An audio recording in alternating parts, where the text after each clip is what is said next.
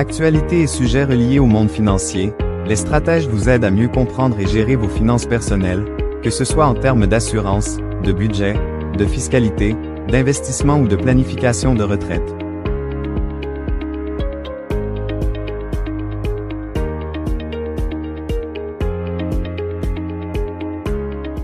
Salut tout le monde et bienvenue dans l'épisode d'aujourd'hui des Stratèges, le podcast où l'on va parler d'économie, de finances personnelles, de stratégies concrètes, comme on le fait à toutes nos rencontres.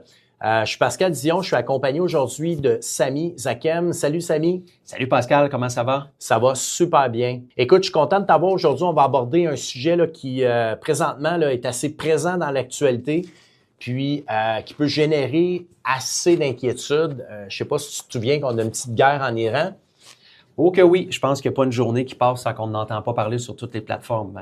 Exact. Fait que il y a la guerre, les conflits mondiaux et les tensions géopolitiques là, qu'on va être en mesure de pouvoir juste évaluer. Mais surtout, on va parler de l'impact réel sur les finances personnelles des gens. Parce que, honnêtement, les questions sont légitimes. Est-ce que le coût de la vie va continuer à augmenter? On regarde juste l'épicerie, là, le coût. Puis, je sais pas si tu as regardé à la pompe quand tu es venu au travail. Je pense que toi, tu pompes au sans-plomb, au super sans-plomb. Au super. Fait que je peux te dire que tu mets plus la main dans tes poches. Fait que tu es super content. Oh, Colin, oui. Good, excellent. Fait que, oui, on va parler on voit que le coût de la vie continue à augmenter, les taux d'intérêt vont rester élevés. Puis ce qui me fait peur un peu, Samy, c'est qu'on a parlé qu'il allait y avoir de l'inflation, qu'il y a un niveau d'inflation qui pourrait peut-être être plus important qu'anticipé. C'est sûr que les taux d'intérêt ont quand même un enjeu dans cette période-là. Les investissements sont en danger. Et puis, l'autre chose, il y a beaucoup de gens qui vont se dire « Ah, écoute, je vais changer mon plan financier. Je pense que ce serait peut-être une bonne idée. » Ouais, c'est sûr que de ce côté-là, il faut faire attention aussi. Là. Je te dirais, Pascal, que même si les conflits, on dit souvent qu'ils peuvent être loin, là, mais des fois, ils sont pas si loin que ça au niveau géographique. La réalité, là, c'est qu'ils touchent directement à notre quotidien. Tu l'as dit tantôt, le prix d'épicerie, je pense pas que, selon moi, ça va diminuer à court terme. Le prix de l'essence, il n'y a rien qui dit que le prix du baril continuera pas à augmenter, puis qu'à la pompe, on va peut-être toucher les 2 $, peut-être même dans les prochains jours, 2 $ le litre au niveau de l'ordinaire. Les taux d'intérêt et les marchés financiers sont frileux quand il y a de l'incertitude. Il faut s'y faire. Ouais. Fait que, tu sais, Samy, à t'écouter, là, on va être clair dès le départ. Le but de l'épisode aujourd'hui, c'est pas de faire peur aux gens, mais c'est de voir un peu qu'est-ce qu'on peut faire dans une période aussi incertaine qu'on l'est présentement. Fait qu'on va y aller tout de suite pour expliquer un peu ce qu'on peut contrôler, les éléments qu'on peut contrôler concrètement. Parfait. Donc, il y a trois réponses, je te dirais, là, trois questions, auxquelles on peut répondre, c'est-à-dire pourquoi une guerre peut avoir des impacts économiques ici, chez nous. Ça va être quoi les effets concrets sur notre budget, nos dettes, nos investissements, mais surtout quoi faire intelligemment pour protéger nos finances. Donc, tu l'as dit tantôt, Pascal, pourquoi une guerre peut affecter l'économie mondiale? Souvent, quand on entend parler de guerre, on pense que ça va concerner principalement les gouvernements, ceux qui sont impliqués dans cette guerre-là, ou même l'armée, mais je peux dire que l'économie mondiale, ça fonctionne comme un immense réseau interconnecté. Oui, effectivement, tout est lié. L'énergie, le transport, les matières premières, la nourriture, la technologie. C'est clair, Samy, quand il y a un conflit là, qui éclate un peu comme ça là, dans une région aussi stratégique, on a parlé du détroit, là? Ben oui, le détroit, qui avait des mines sous-marines. Tu sais, puis je ne veux pas embarquer dans le détail de cette guerre-là parce que, je veux dire, je suis pas pour la guerre. La politique non plus, là. Non, pas du tout, mais tu sais, on va être d'accord ensemble, puis probablement que tu vas l'être toi aussi.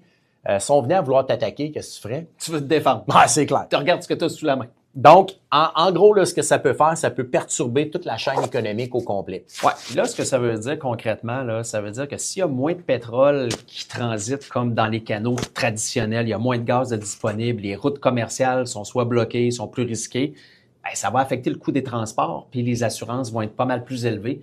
Fait qu'en bout de ligne, c'est le consommateur qui va se retrouver à avoir à payer ou à défrayer plus de sous. Effectivement, mais moi, tu vois, il y a un élément que je trouve positif. On va peut-être avoir moins de trafic sur les routes.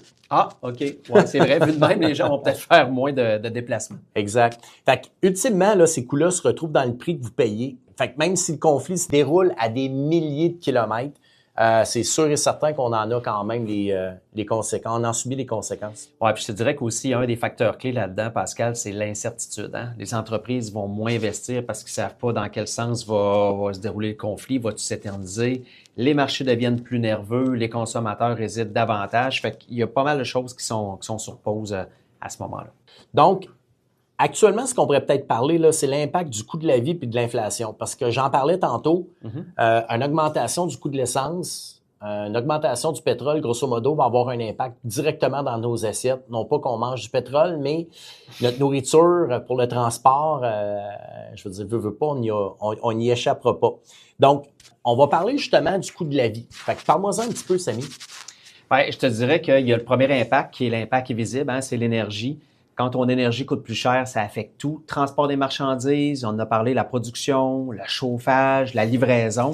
Pour que tout se rentre dans nos commerces, ben c'est soit par bateau, c'est soit par train, c'est soit par des semi-remorques ou même aussi par avion. Fait que ça vient pas par pensée magique. Fait que c'est sûr que ça a un impact direct, puis on l'a vu à la pompe. Dès que le conflit est parti, les prix se sont mis à être à la hausse. Tu as raison, Samy, parce que même si on ne change rien à nos habitudes, le budget peut être affecté sans qu'on ait vraiment quelque chose à faire ou même avoir du mal à le gérer. Mm-hmm. Oui, tu le disais tantôt, hein, l'épicerie, c'est un bon exemple. On parle aussi, par exemple, des conflits qui peuvent perturber la production agricole. On a beaucoup d'agriculteurs ici au Québec. Mais ces agriculteurs-là doivent faire venir leurs engrais, leurs semences. Ben, si ça vient de l'étranger, ça va coûter plus cher. Puis, éventuellement, ben, les récoltes vont coûter plus cher. Donc, dans notre assiette, on va avoir un prix à payer pour ça. Oui, c'est ça. Autant les produits maison que les produits étrangers. Fait que, tu sais, c'est clair qu'il va y avoir des produits qui vont augmenter plus vite que d'autres. Ça peut sembler incohérent, mais honnêtement, c'est pas un hasard. Puis, je pense qu'à l'heure actuelle, les gens ont quand même une crainte face à ça, mais malheureusement, on n'a pas vraiment de contrôle. Non, ça contribue à l'inflation. Puis là, l'inflation, ben, c'est pas seulement des prix qui montent, c'est surtout aussi une perte de pouvoir d'achat. Oui, l'inflation, on en a déjà parlé dans le passé. C'est lié à un choc qui est temporaire. C'est un peu comme, tu sais, l'exemple que je peux donner, c'est comme si l'été, tu t'en vas sur le lac et puis tout le monde décide de partir leur bateau en même temps, puis ils font des tours sur le lac, tu vas avoir un paquet de vagues. C'est un peu le même phénomène. La minute où est-ce que les bateaux quittent l'eau, à un moment donné, l'eau va devenir beaucoup plus calme. Fait que ça peut donner effectivement, là, pendant une période de temps, un déséquilibre à plus ou moins long terme au niveau du déséquilibrage, justement, au niveau du budget. Oui, puis un autre des points qu'il faut prendre en considération, c'est les taux d'intérêt puis les dettes. Hein. On sait quand que l'inflation va monter ou que l'économie elle va être sous pression, ben, les banques centrales vont réagir. Ça se traduit souvent par des changements de taux d'intérêt. Oui, effectivement. Je ne sais pas si tu l'as vu, toi, Samy, mais on dit souvent que dans des périodes un peu où est-ce que l'inflation est en jeu puis qu'il y a une hausse des taux d'intérêt, les taux variables ont tendance justement à être un peu plus affectés. Puis, pour quelqu'un qui aurait une hypothèque à taux variable, ben, les gens vont peut-être ressentir une hausse de leur paiement substantielle là, pour payer leur résidence. Oui, puis on s'entend pour dire que se loger, c'est un besoin de base, fait que tu n'as pas le choix, il faut que tu affectes ton dollar supplémentaire quand les taux augmentent. Mais c'est la même chose aussi, Pascal, sur la marge de crédit, les prêts personnels, puis même les cartes de crédit à ce moment-là. Oui, fait que toi, tu utilises ce terme-là, là, c'est le vrai danger, on appelle ça l'effet ciseau. Les dépenses augmentent pendant que les intérêts augmentent aussi. OK, ça, c'est une expression que je ne connaissais pas. Ah, je pensais que tu l'utilisais. Non, pas vraiment, celle-là, tu me l'apprends. C'est la sandwich, toi, que tu utilises? Oui, effectivement. Oui. L'effet sandwich. L'effet sandwich, tu as de pression des deux côtés. Oui. Fait que je te dirais que c'est souvent là qu'il y a le stress financier qui va apparaître parce que même si chez des personnes qui sont très responsables, à un moment donné, si tout coûte plus cher, ben ça va affecter peut-être même tes loisirs avec l'été qui s'en vient. Tu sais. Je ne veux pas avoir une boule de cristal, mais là, ce qu'on pense, c'est qu'on a déréglé une bonne partie de la chaîne d'approvisionnement. Puis, je veux dire, à travers le monde, autant dans les pays comme les États-Unis, le Mexique, mais aussi les pays à l'étranger. Puis, je ne sais pas si tu te souviens, Samy, quand il y a eu la pandémie, la chaîne d'approvisionnement s'est déréglée. Et puis, ce qui a eu pour effet, il y a eu beaucoup d'inflation. Puis, le gouvernement a une politique monétaire quand même assez stricte. Fait qu'il ne faudrait pas se surprendre qu'à un moment donné, pour contrôler un peu l'impact de l'inflation, qu'est-ce qui va se produire? Ben, il risque de monter les taux d'intérêt. Ça se pourrait. J'ai pas de boule de cristal, mais ça se pourrait. D'ailleurs, j'en ai déjà parlé dans le passé, dans un article à cet effet-là. Alors, ce que ça a un peu là, comme contexte, là, on a parlé un peu de notre train de vie, l'effet sur notre budget. On va parler un peu maintenant des investissements. Puis quand il y a une guerre où il y a des tensions mondiales, les marchés deviennent plus vulnérables et surtout plus volatiles. Oui, c'est vrai, Pascal, tu as raison. On l'a vu justement dans les dernières semaines. Là. Les marchés, ben, ça déteste l'incertitude. Hein? Ils essaient constamment d'anticiper la croissance, les profits, les coûts, les risques. Mais comme tu l'as dit tantôt, il n'y a personne qui a de boule de cristal, mais présentement, il y a une incertitude. Puis, moi, ce que je veux dire, Samy, c'est que la volatilité, ça ne dit pas nécessairement une catastrophe. Ce qui cause le plus de dégâts sont souvent les décisions qui sont prises sous le coup de l'émotion. J'ai d'ailleurs écouté un podcast la semaine passée, puis celui qui en parlait rejoint énormément ce que nous, on pratique ici au sein de notre entreprise, d'avoir une diversification qui est efficace, d'avoir une diversification où est-ce qu'on va utiliser des sociétés de grosse capitalisation. Oui, eux aussi sont touchés par toutes les mesures ou les effets de la guerre. Et en même temps, je veux dire, quand tu investis, Samy, tu investis pour le long terme, puis ça se peut bien qu'en cours de route, il y a des éléments qui viennent pour perturber un peu la situation. Entre autres, ce qu'il disait, il y a eu la guerre en Ukraine, malgré une chute initiale de 20 des indices du S&P 500, il y a eu un rebond de 50 par la suite. On a parlé de valeur refuge. J'ai pas suivi la valeur de l'or, mais de mémoire, je ne sais pas si tu t'en souviens, Samy. Oui, on dit souvent que l'or est une valeur refuge, mais contrairement à ce qu'on peut s'attendre de son rôle habituel, l'or a quand même déçu dernièrement. Là. Ça a affiché une baisse de 25 depuis le début de l'invasion. Fait que c'est sûr, certain que tu le disais tantôt, ça revient à dire qu'il ne faut quand même pas paniquer. On l'a vu aussi dans la Deuxième Guerre mondiale. Il y a eu aussi d'autres guerres qui sont plus récentes. Là, la guerre du Golfe en 91. La bourse a progressé pendant 20 après ça, pendant le conflit. Donc, il faut juste rester calme, prendre des bonnes respirations, il ne faut pas céder à la panique. Puis, je te dirais que la pire chose à faire, c'est de vendre. Parce que là, on est rendu dans un mode de panique. Puis là, ben, à ce moment-là, on se dit « Ah, ça va apporter un soulagement à court terme. Je vais vendre, comme ça ne diminuera pas. » Mais historiquement, là, c'est presque jamais une bonne idée. C'est jamais une bonne stratégie à long terme de faire ça. Ça rejoint exactement ce que j'explique depuis longtemps. Tu sais, je fais des podcasts en début d'année, puis c'est un peu une parodie de ce que nos économistes ont prédit. Puis le pire, c'est que je suis économiste de formation, puis je le dis souvent, je dis la meilleure chose que tu dois pas écouter, c'est l'économiste de la banque qui va te recommander la saveur du jour. Fait que de là, j'en suis arrivé à essayer de faire de la planification, mais aussi de faire de la diversification qui devrait tenir la route sur une très, très longue période de temps. Donc, pour les REER, les CELI, la vraie question, c'est pas de savoir si la guerre va affecter les marchés. La vraie question, est-ce que mon portefeuille est adapté à mon horizon de placement, donc mon horizon de temps, puis ma tolérance au risque. Puis, quand tu sors un peu de cette question-là, oui, la panique s'empare, mais il y a plusieurs de mes clients qui ont vécu la crise de 2008. Il n'y a pas juste un élément, là, vous vous souvenez de 2022. Tout le monde paniquait parce qu'ils ont eu des rendements négatifs. La bourse, c'est normal, ça n'augmente pas tout le temps. Non, c'est sûr. Puis tu le dis souvent, hein, c'est là que la diversification devient essentielle. Puis ça, c'est la clé du succès dans son portefeuille. Donc, je reviens, j'en ai peut-être parlé un peu initialement. On arrive à la question que beaucoup de gens se posent là, puis qu'on se fait poser. Qu'est-ce que je fais avec mes investissements quand il y a une guerre? Bien, c'est sûr et certain que la réponse peut souvent être contre-intuitive, Pascal. On ne change pas tout. Hein? Ah non? Non, vraiment pas. On s'assure tout d'abord que notre stratégie là, est suffisamment solide pour passer à travers ce type de période. On le voit souvent, là, quelqu'un qui a un profil, par exemple, équilibré, va vivre à l'intérieur d'une dizaine d'années, là, peut-être à peu près 2 à 3 baisses sur 10 ans. Donc, il faut comprendre que ça fait partie de ça. Puis là, présentement, on est dedans. Fait que, puis tu sais, en même temps, regarde, la guerre du Golfe en 91, la bourse avait progressé de 20% pendant le conflit. Oui. Ce qui est quand même assez considérable. Fait que est-ce qu'il y a une source quand même intéressante de bénéfices? La réponse, c'est oui.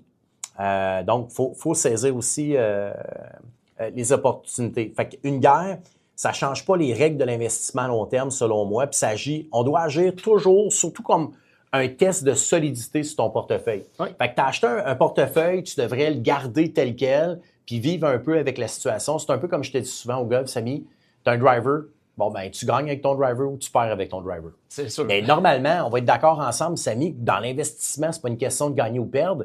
Mais quand on fait une diversification puis on achète les plus grosses sociétés à travers le monde, Ben, tu sais, à quelque part, c'est pas toutes les sociétés qui vont s'effondrer de toute façon en même temps. La Terre n'arrêtera pas de tourner. Le problème, c'est que si ton portefeuille est trop concentré, il est trop risqué ou il est mal aligné avec ton horizon de temps, ben, c'est là que la guerre va révéler certaines faiblesses à ce moment-là.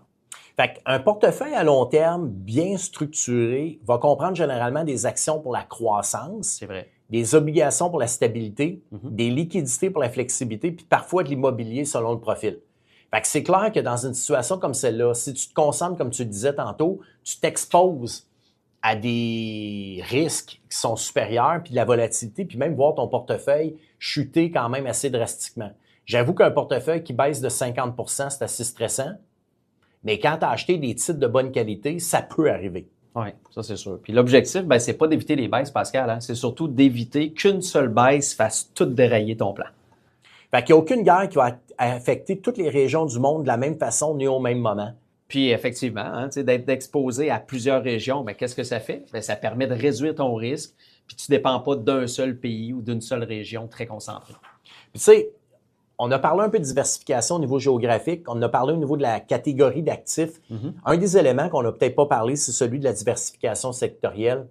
Il y a certains secteurs qui vont réagir différemment selon le contexte économique, selon l'inflation, même les taux d'intérêt.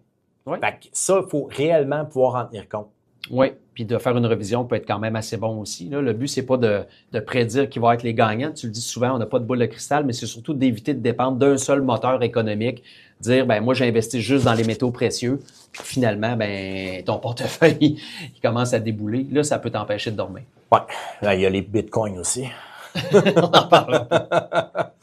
Fait que, exact. Hey, j'aime notre conversation parce que, tu sais, la diversification dans le temps, là, ça te permet d'investir. Puis, idéalement, là, c'est que dans cette période-ci, c'est d'investir régulièrement.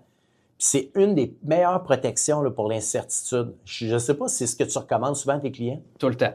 Tout le temps. Parce que quand tu investis de façon périodique, ça va enlever une pression de vouloir deviner c'est quand le bon moment, hein, ce qu'on appelle le fameux market timing.